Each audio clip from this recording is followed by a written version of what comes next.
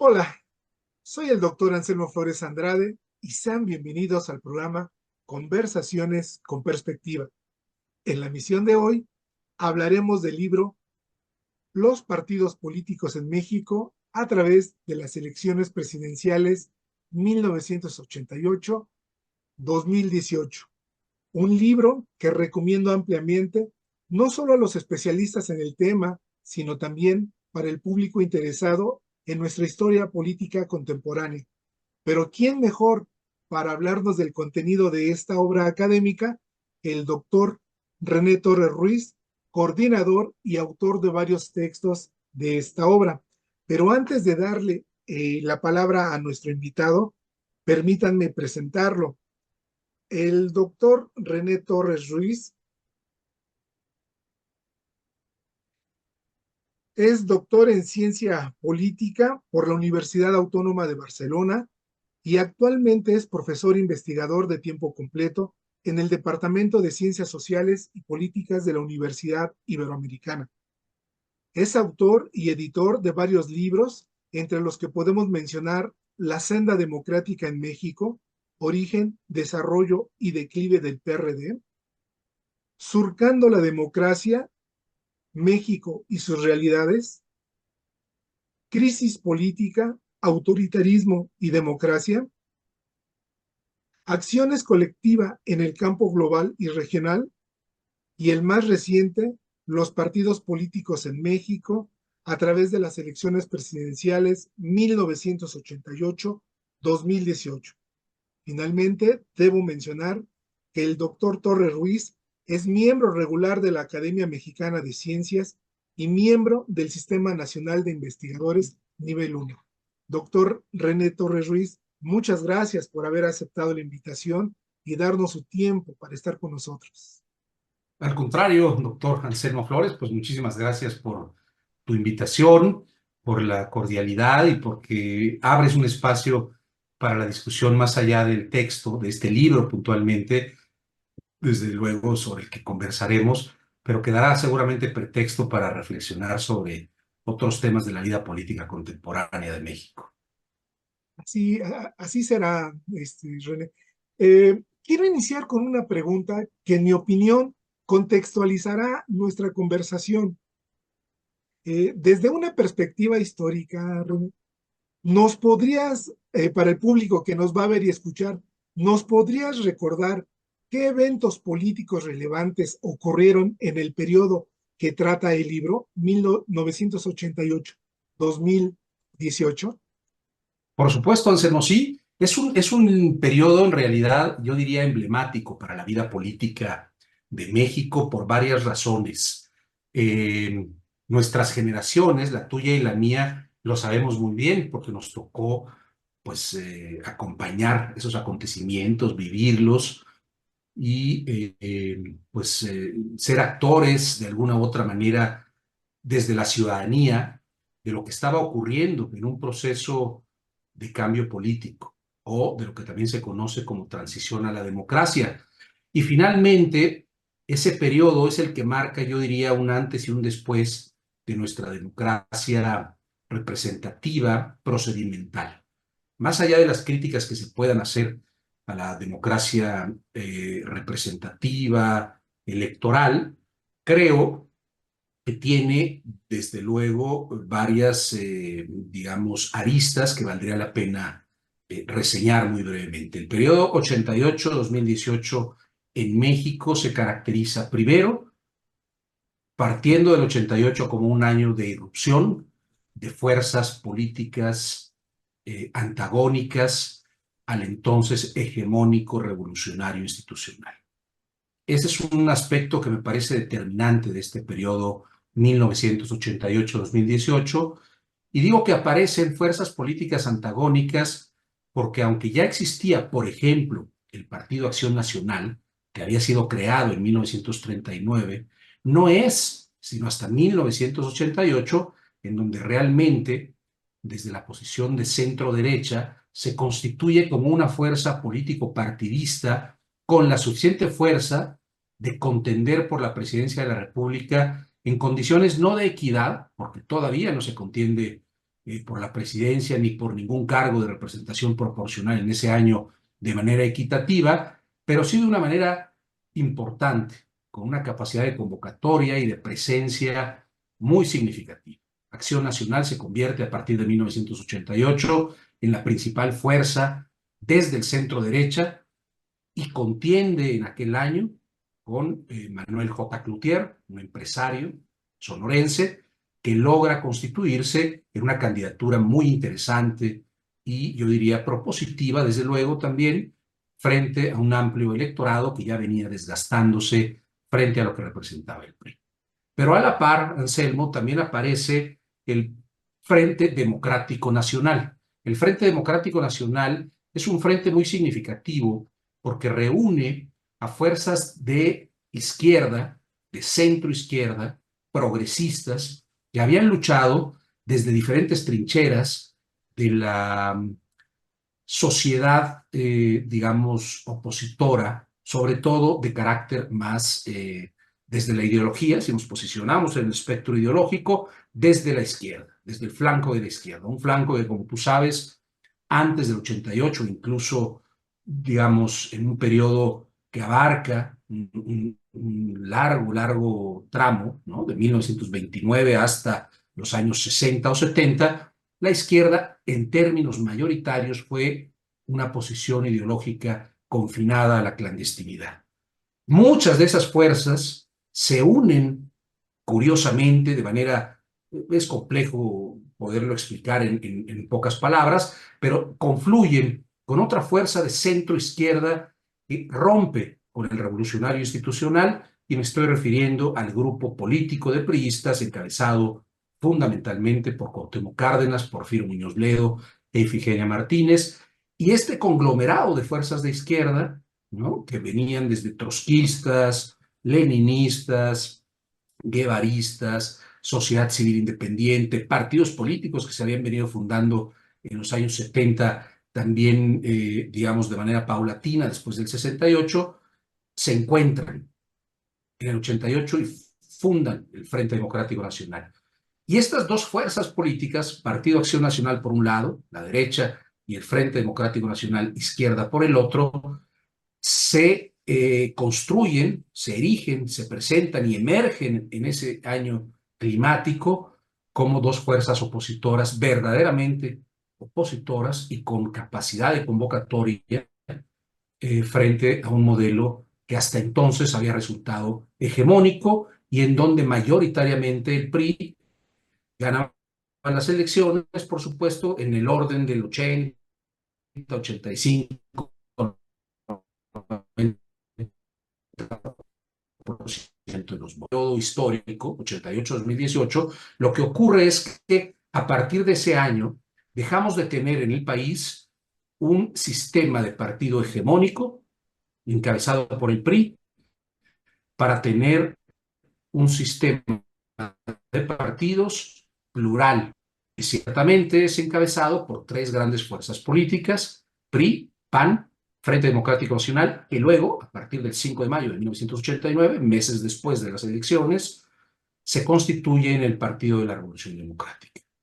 Y entonces aparecen estos dos grandes partidos en la escena pública, en la escena política nacional, y empiezan a competir por diferentes cargos de elección popular, desde presidencias municipales, pasando por legislaturas locales, estatales, hasta llegar a la federal, y lo mismo ocurre en el plano de las gubernaturas y desde luego en la presidencia de la República, que 12 años después del inicio de este periodo, en 1988, en el 2000, se logra derrotar finalmente al revolucionario institucional con la candidatura de Vicente Fox, impulsada por Acción Nacional. Entonces, este periodo se recorre en realidad hasta el 2018, porque en ese ínter lo que tenemos son estas tres fuerzas políticas, PRI, PAN, PRD, captando alrededor del 85-90% de los votos a nivel nacional, y estas tres fuerzas políticas que compiten periódicamente, ¿no?, en cada una de las distintas elecciones que se presentan a lo largo y ancho del territorio nacional, son acompañadas por distintas fuerzas políticas minoritarias, pequeñas fuerzas políticas, digamos, que algunas logran mantener la presencia, otras se van, pero ha habido cierta consistencia. Por ejemplo, en lo que primero fue, digamos, el Partido Verde Ecologista de México, o el Partido del Trabajo, o Movimiento Ciudadano, antes Convergencia. En fin, hay algunos partidos políticos pequeños que no son los que compiten con capacidad de triunfo en las elecciones presidenciales, pero que sí logran contender en algunas otras elecciones para puestos de representación y mantener un registro a partir de lo que establece la legislación electoral. Y así ese periodo pues, se constituye en lo que podríamos denominar un sistema de partidos semicompetitivo, no, competitivo en términos de Sartori, digamos, porque hay tres fuerzas políticas y el acompañamiento de algunas otras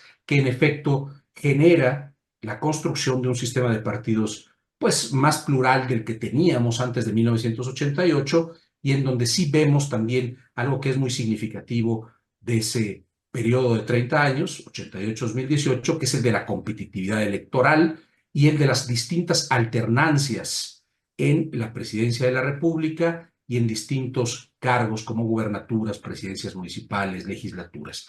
Eso es lo que yo diría, Anselmo, que pues de alguna u otra forma, de manera muy sucinta, muy breve, casi telegráficamente, yo diría, caracteriza a este periodo 1988-2018. Ya me emocionaste, René, y voy a seguir esta argumentación que estás siguiendo. Una de las tesis del libro es que el sistema de partidos que surgió justo en este periodo que estás comentando de la transición a la democracia desapareció tras los resultados de esa elección presidencial de 2018. Y en esa emoción te quiero preguntar, en tu opinión, ¿estamos atestiguando un nuevo sistema de partidos? Y si es así, ¿cuáles serían esas características que lo anuncian? Yo pienso que sí, Anselmo, y esa es una gran pregunta, porque yo diría que sí estamos presenciando un nuevo sistema de partidos en México a partir del 2018. ¿Por qué? Porque 1988-2018, repito, se caracterizó por la presencia no hegemónica, pero sí mayoritaria de tres fuerzas políticas. PRI, PAN y PRD, como ya dije, en casi todas las contiendas donde participaban, ganaban en el orden del entre el 80 y 90% de los votos. Esos tres partidos así se repartían, digamos, el botín electoral, ¿no? Por llamarlo de alguna manera. Qué bonito gato saltó por ahí atrás de ti, ¿eh? Y es sí, Eso sí. está muy bien. Y entonces, estos pequeños partidos que ya mencioné también, Movimiento Ciudadano, el Partido Verde, el Partido del Trabajo, pues bueno, acompañaban y estaban ahí y lograban no perder el registro, pero tampoco eran actores de primer nivel, no eran realmente actores primordiales. Pero en 2018 lo que sucede es que emerge una nueva fuerza política que se funda oficialmente el 9 de julio de 2014, Movimiento de Regeneración Nacional. El Movimiento de Regeneración Nacional es resultado no solo del rompimiento de ciertos actores al interior del PRD, sino también de un movimiento social que yo creo que emerge de manera clara con aquel trágico suceso, y digo trágico porque lo que hizo fue vulnerar el sistema legal, institucional en materia electoral, y me refiero al intento de desafuero del entonces presidente de la República, Vicente Fox, hacia el entonces jefe de gobierno del Distrito Federal, Andrés Manuel López Obrador, hoy presidente de la República. En ese intento de desafuero surge, en apoyo a esta, digamos, ilegalidad encabezada por Vicente Fox en contra de AMLO, surge un movimiento social que se conoce como el obradorismo y que representa ni más ni menos pues, que esa base social que ahí se manifiesta para evitar efectivamente que el gobierno antidemocrático de Fox desafuere o desafore a Andrés Manuel López Obrador. Al hacer esto, el movimiento social empieza a crecer y después vienen las elecciones del 2006, en donde se presentan también, yo diría, acciones fraudulentas. Y a partir de ahí lo que vemos es una fuerza social que va en aumento y en acompañamiento a una figura que poco a poco va tomando un cariz, digamos, de un liderazgo nacional inédito en los últimos años, y me refiero a Andrés Manuel López Obrador. Es un movimiento social el que encabeza López Obrador antes que ser un movimiento político, o es, para decirlo de otra manera, un movimiento social acompañado también de aspectos políticos muy importantes, porque tienen la intención como programa de transformar al país en tres ejes fundamentales: corrupción, pobreza y desigualdad. Y a partir de ahí entonces, grandes sectores sociales acompañan a este liderazgo y van sedimentando poco a poco el terreno electoral, el terreno de competencia partidista. Y este proceso corre a la par del PRD, donde entonces militaba Andrés Manuel López Obrador. Cuando se rompe esa relación, López Obrador-PRD, en diciembre de 2012, después de las elecciones presidenciales de ese año, se funda o se convoca a la fundación, mejor dicho, de lo que 2 años después será Morena, Movimiento de Regeneración Nacional. Cuando surge Morena ya como partido oficial, lo que llama la atención, menos en el terreno partidista electoral, es su crecimiento rapidísimo, muy acelerado.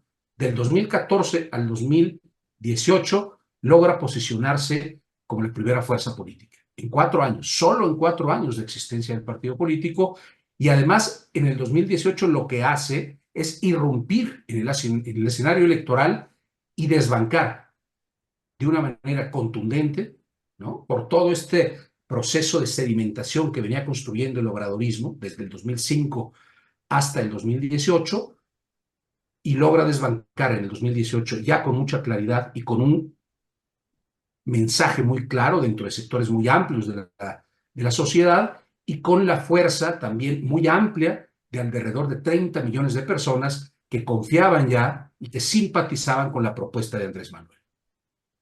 Ese fenómeno, que insisto, también estoy dando pinceladas porque es mucho más complejo, lo que hace, Anselmo, es sacar de una manera muy contundente de la escena político-partidista a esas tres fuerzas que caracterizaron este periodo 1988-2018, PRI, PAN y PRD, se convierten en actores secundarios.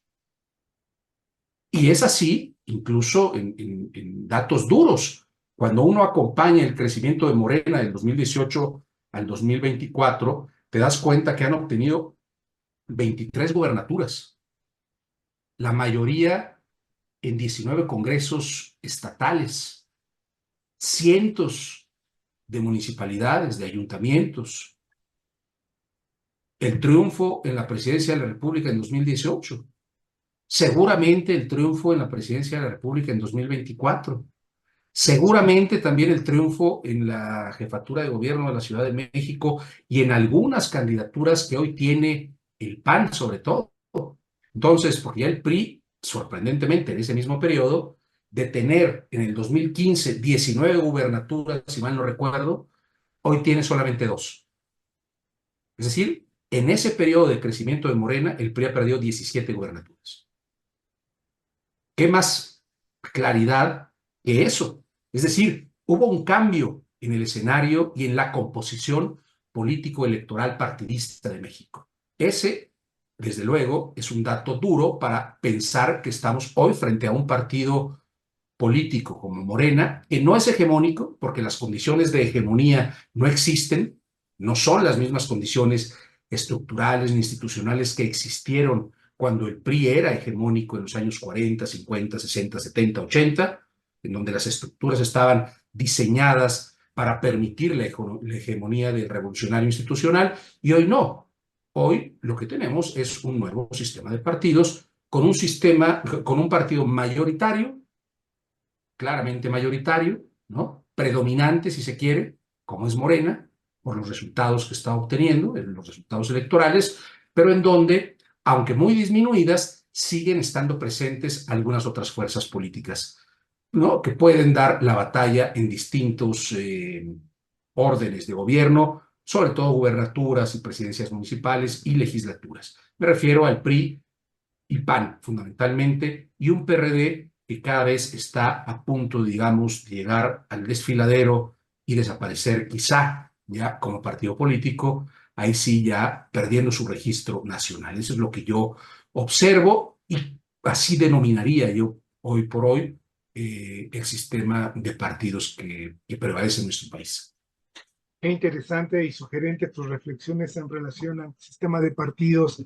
Eh, René, en este libro que yo, insisto, recomiendo para todos los interesados en la historia política de nuestro país y no solo para los especialistas, eh, trae un capítulo para cada partido político existente con registro actual.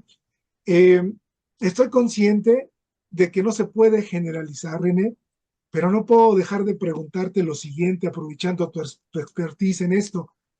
En este periodo que aborda el libro, ¿cómo calificarías tú a los partidos políticos mexicanos o a los más grandes? ¿Como partidos cártel, partidos atrapatodo, partidos electoreros, una combinación?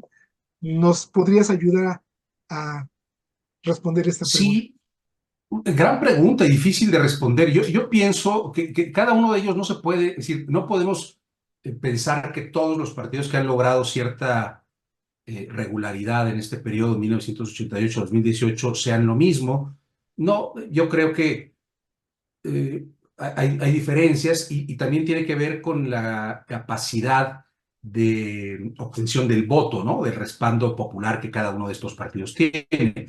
Pero, por ejemplo, sí creo que los tres mayoritarios de este periodo, PRI, PAN y PRD, sí se convirtieron en partidos cártel, en el sentido de que trabajaron para mantener una presencia, ¿no? Muy importante a partir de acercarse cada vez más a las estructuras de poder del Estado mexicano y constituirse como una suerte, digamos, de oligarquía política que medraba del poder a la sombra del Estado, ¿no? Es decir, se cobijaron con las instituciones estatales, con las legislaciones, perdón, con las leyes que ellos formulaban, que ellos mismos formulaban, digamos, estando o teniendo una presencia mayoritaria en el Congreso, en la Cámara de Diputados, donde se legisla en materia electoral, siempre buscando su beneficio, su protección, su supervivencia, y alejándose, yo diría, cada vez más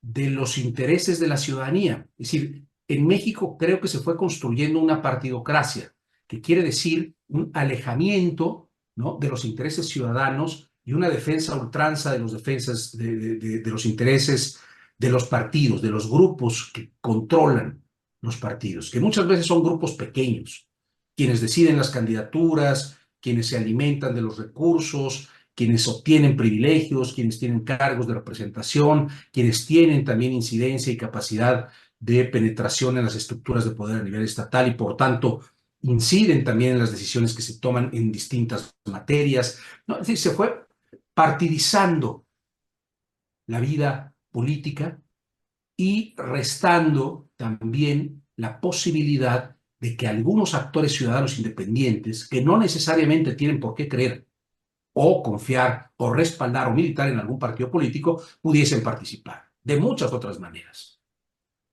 Eso que se conoce como partidocracia, creo que le hizo mucho daño en paralelo. Es una paradoja, porque aunque los partidos políticos tienen cosas positivas, para que los compañeros que me escuchen acá no digan, René está diciendo barbaridades y nada más le ataca a los partidos políticos, que ya saben que los ataco, pues considero que han fracasado, pero también creo que en un periodo importante, 88-2018, fungieron como actores relevantes y ayudaron efectivamente a transformar la sociedad mexicana desmontando algunas de las estructuras autoritarias y ayudaron a sedimentar, ¿no?, a la sociedad para dar cabida a la participación de ciertos actores. Pero eso ocurrió sobre todo al principio de este periodo, finales de los años 80, los años 90, creo que son años emblemáticos de cómo los partidos políticos asumen una mayor responsabilidad frente a la vida pública, frente a la ciudadanía, pero luego se van justamente se van cartelizando, se van volviendo en partidos cártel, como decía Katzenbach, ¿no? Van siendo instituciones que se cobijan a la sombra del poder, viven, ¿no?, bajo la protección del poder estatal y trabajan de manera conjunta, aún teniendo diferencias ideológicas o programáticas significativas, trabajan de manera conjunta para protegerse como partidos, para que un sistema de partidos oligárquico, ¿no?, prevalezca sobre los intereses muchas veces de la ciudadanía o de los sectores más amplios de las sociedades. Y eso es lo que sí creo que sucedió, y también estoy convencido, Anselmo, que esa es una de las razones por la, no la única, hay otra razón muy importante hasta el 2018, por la cual ese año, 2018, mayoritariamente la ciudadanía salió, votó y dijo: ya no quiero más a estos partidos, que se han olvidado de nosotros, que se han distanciado y que no han sabido tampoco corresponder a los apoyos ciudadanos que fueron muy claros y contundentes también hacia estos tres partidos durante el periodo, sobre todo yo, repito, ¿no?, de los años 90 y hasta el 2018. La gente salía de manera muy importante a votar y a respaldar estos partidos. Y la reciprocidad, aunque la hubo en algunos sentidos, o sea, yo creo que sí se posicionaron gracias a los partidos, sobre todo yo pensaría en el PRD desde un flanco más progresista y el PAN con su propia agenda, pero yo creo que estos dos partidos fungieron también como articuladores de demandas sociales, que terminaron materializándose en leyes, en programas, en las inversiones presupuestarias, en mejoras para la ciudadanía mexicana en distintos ámbitos, ¿no? Entonces, yo creo que hay que ser justos y reconocer el papel inicial que jugaron, pero también ser también, digamos, muy objetivos y decir que los partidos políticos, al partidizar toda la vida, lo que hicieron fue extraer la sustancia, independencia de vidas para poder reivindicar necesidades, derechos, libertades,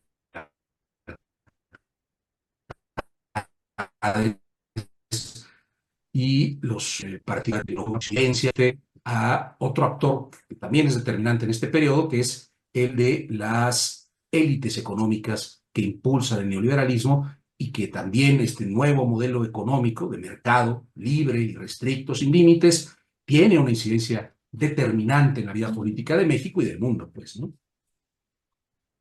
Antes de hacerte la última pregunta, René, voy a tomar esto último que comentaste. Efectivamente, en el libro se destaca el papel desempeñado por los partidos políticos como vías para canalizar la protesta y el descontento social. Es decir, fueron los instrumentos y las elecciones, el mecanismo, ambos para procesar lo que el maestro Wondelberg llama los humores sociales, de tal suerte que legitimaron el pluralismo y los comicios como vías legítimas para acceder al poder, etcétera. Pero la pregunta que te quiero hacer es la siguiente, con base en lo que acabas de comentar. ¿Es posible consolidar una democracia con esos partidos políticos, y hasta podríamos añadir el Congreso, que desde hace por lo menos una década están en el sótano de la desconfianza ciudadana?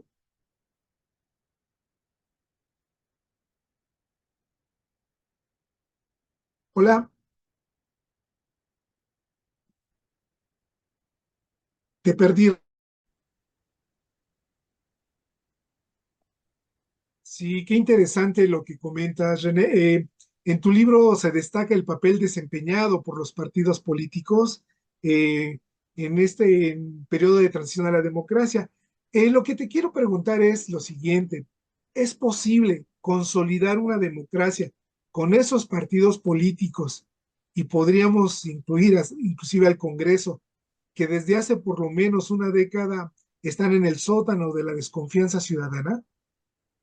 Mira, Anselmo, yo creo que es posible que los partidos políticos sigan como instituciones, y aquí hablo ya de manera general, no solamente del caso mexicano, porque la crisis de los partidos es universal. Yo creo que pueden efectivamente mantenerse como instituciones, pero para ello tienen que reformarse. Y reformarse para mí significa que asuman nuevos compromisos en una sociedad cada vez más compleja, cada vez más diversa, y en donde han habido daños muy severos, ¿no? A partir del cambio de modelo económico, que ese es el otro componente del que yo quería hablar hace rato. El neoliberalismo, digamos, como una economía de mercado, de libre mercado, restricta, sin límites, que lo que hace es privilegiar la competencia y desproteger a sectores muy amplios, sobre todo en sus derechos sociales, económicos, salud, alimentación, vivienda, etcétera, seguridad social, ha generado sociedades que, aunque tienen democracias representativas electorales, no tienen democracias sustantivas. La calidad y la dignidad de vida de las personas se ha desfondado. Y los partidos políticos no han hecho gran cosa por fungir efectivamente como los articuladores de intereses sociales. Es decir, su labor histórica es recuperar intereses, ¿no? Procesarlos y vincularlos con las estructuras de poder, con las estructuras institucionales de los estados, para tratar de gestionar, digamos, las necesidades, las inquietudes, las demandas sociales. Pues los partidos políticos, si no hacen eso, y que para mí eso sería como renovarse, es decir, entender cuál es la situación del nuevo mundo en el que estamos viviendo, y eso en México tiene que ver también, y estoy hablando de todos los partidos políticos, no estoy dejando fuera a nadie. Yo creo que los partidos políticos deben necesariamente en México, Morena, PRI, PAN y los demás, Verde, Movimiento Ciudadano, Partido del Trabajo, el PRD, si sigue existiendo, deben de fungir como actores que recuperen, representen y resguarden los intereses y demandas ciudadanas. En un contexto en donde la pobreza es cada vez más amplia, también las desigualdades, donde el neoliberalismo está socavando la democracia, incluso la democracia del voto, la democracia electoral, ¿no? Entonces, frente a una realidad que se ha cambiado en los últimos 40 años, los partidos deben de replantearse sus agendas, sus prioridades, la manera en cómo van a vincularse con los sectores más amplios de la población. Si esto no lo hacen, yo creo que no tienen futuro. Y si hoy están gozando del 15, 16% de respaldo popular o de aceptación popular en los distintos índices demoscópicos que uno puede consultar en cualquier parte del mundo, los partidos difícilmente rebasan el 20% de aceptación o de simpatía ciudadanas. En Europa, Estados Unidos, América Latina, Asia, en fin, los partidos están muy desacreditados. Y están desacreditados por lo que mencionabas hace un momento, que se alejaron, que se volvieron partidos cártel, ¿no? Que la partidocracia operó en beneficio de los intereses de los grupos de poder, sobre todo grupos de poder económico, y desprotegió y se olvidó definitivamente de los intereses sociales. Se les olvidó que el grueso de las poblaciones fueron perdiendo empleos, buenos salarios, la posibilidad de estudiar, de sentirse protegidos ante una eventual enfermedad, cuando nos llegue la vejez.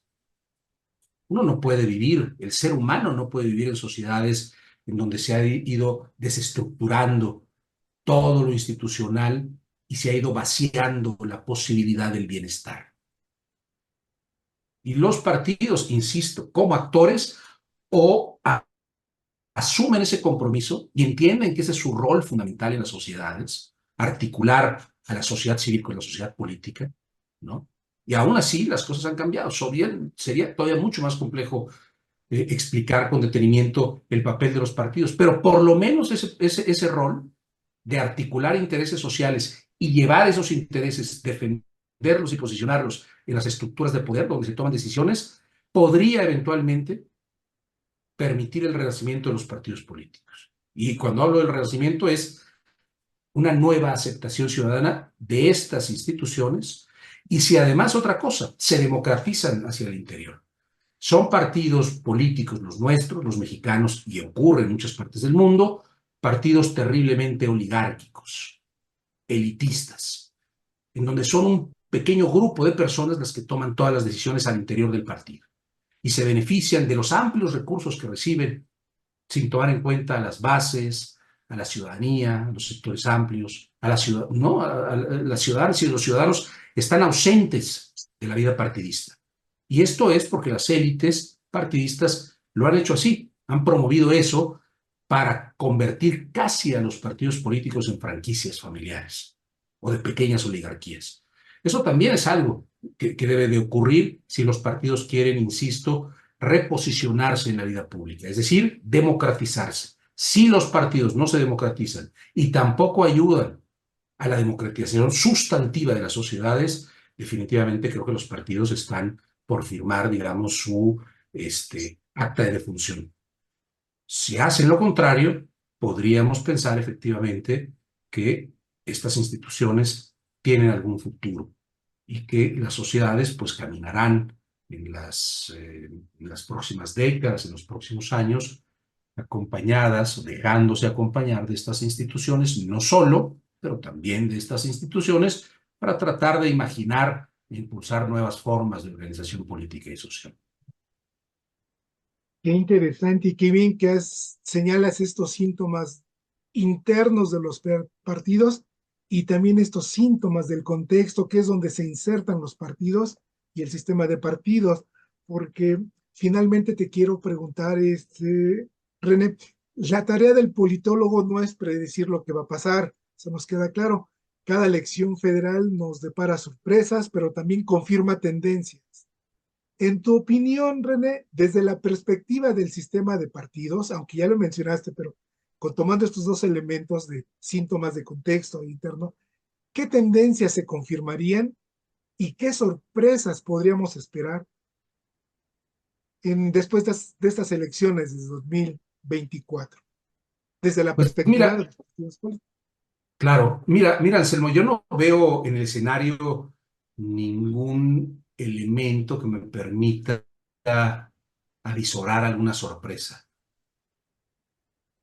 Sí, una sorpresa para mí sería, para decirlo con todas sus letras, la derrota de Morena, de los candidatos que van apoyados por Morena y este grupo oficialista, digamos, ¿no? Donde están el Partido del Trabajo y el Partido Verde, que son los que han armado esta coalición, sigamos haciendo historia, que respaldan, no sé, en términos, digamos, son veintitantos mil cargos los que están en disputa, pero pensando en la presidencia de la República y en la jefatura de gobierno de la Ciudad de México, o en lo que va a ocurrir en el Congreso de la Unión, en la renovación de diputados, diputadas y senadores, senadoras. Yo creo que Morena ganará en la República de manera quizá más competida la jefatura de gobierno. No estoy adivinando, estoy simplemente observando una serie de signos y también apoyado un poco en lo que nos dicen las encuestas, pero también de signos sociales, ¿no? Observando el reciente debate, ¿no?, a la presidencia, el primer debate que se desarrolló este domingo, y veo que hay en efecto un grupo político en torno al obradorismo, en torno al morenismo, que tienen, más allá de si nos gusta o no nos gusta, que esa sería materia de otra discusión, de otro encuentro, que yo estoy dispuesto a tenerlo contigo cuando tú me invites, ¿no? Somos muy buenos amigos y me encanta discutir contigo y conversar contigo. Yo creo que en torno al obradorismo y al morenismo hay un proyecto, y ese proyecto tiene un amplio respaldo popular. El 67-70% de la ciudadanía sigue respaldando, ya casi al final del sexenio, al actual presidente de la República. ¿Por qué? La pregunta es ¿por qué? ¿Por qué se da ese? López Obrador está manipulando la opinión pública, está cooptando, está coaccionando. Yo creo que no. Yo no veo eso. Yo lo que veo es sectores sociales, amplios sectores sociales, que durante muchos años fueron vulnerados, olvidados, vilipendiados por un sistema político en connivencia con un sistema económico neoliberal, que lo que hizo fue desvencijar las estructuras sociales de apoyo, respaldo y reconocimiento de los derechos económicos y sociales de las mayorías ciudadanas. Y este gobierno le ha cambiado el rostro a la política social. Esa es la vía, no lo sé tampoco, yo no soy especialista en la política social, pero sí sé que el aumento al salario mínimo de este país, de 88 pesos, que estaba en el 2018 y está en 234, 235. Sé también que ha habido una atención importante a los adultos mayores, a los jóvenes por el futuro, construir el futuro, que hay una estabilidad económica nunca antes vista durante el neoliberalismo,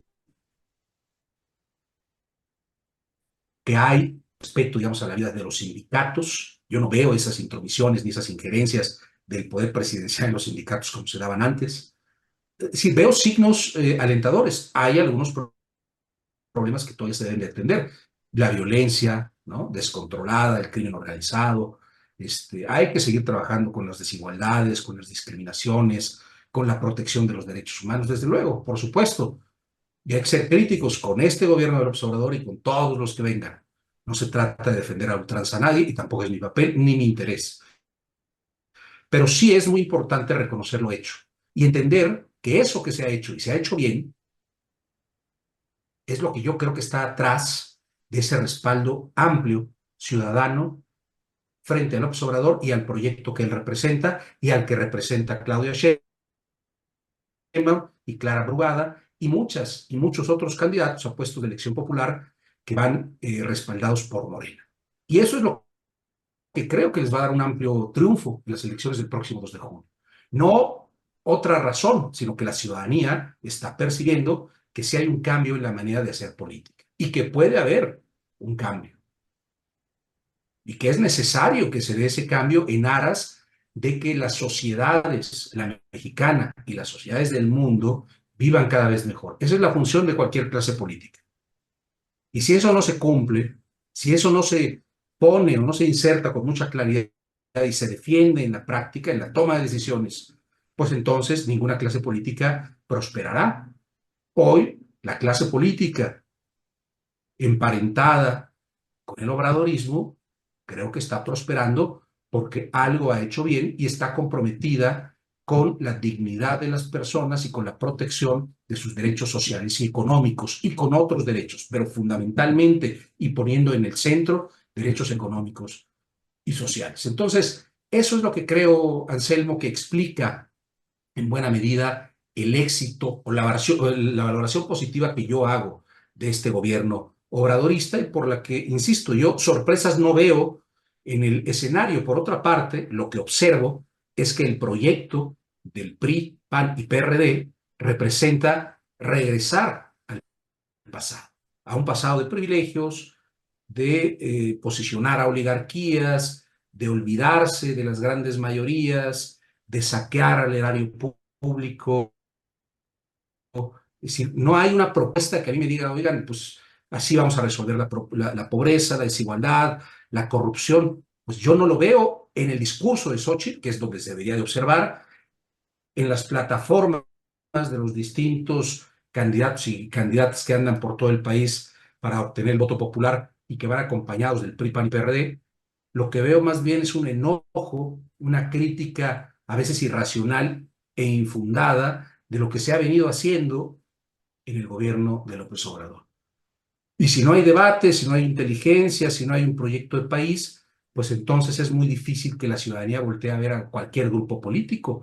Y creo que esa es una de las razones que explica la bancarrota político-electoral en la que se encuentra hoy la oposición.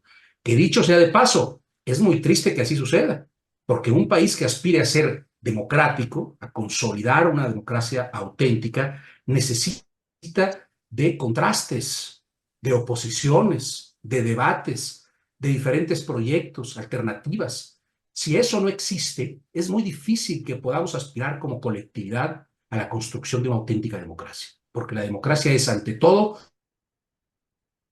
pluralidad, diversidad, conflicto, debate, pero también es un modelo social y político que debe ayudarnos, aún dentro de las enormes diferencias que tenemos los seres humanos, a encontrarnos, discutir, deliberar y encontrar salidas alternativas, construir acuerdos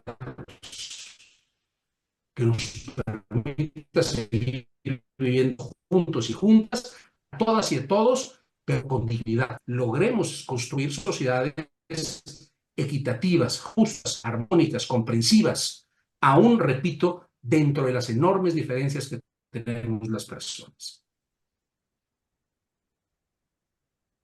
No puedo sino estar de Eso es lo que acuerdo. yo pensaría, digamos, como... No, sí, qué interesante, René, y no puedo sino estar de acuerdo con todo esto último que estás comentando. Y pues solo me resta decir, soy el doctor Anselmo Flores Andrade, y fue un placer haber conversado con el doctor René Torres Ruiz, profesor investigador de tiempo completo en la Universidad Iberoamericana, miembro del Sistema Nacional de Investigadores Nivel 1 y coordinador y coautor de varios textos del libro Los partidos en México a través de las elecciones presidenciales 1988-2018. Recomiendo ampliamente este libro, no se van a arrepentir. Doctor René, gracias y hasta la próxima emisión. No sé si quieras decir algo más. Muchas gracias a ti.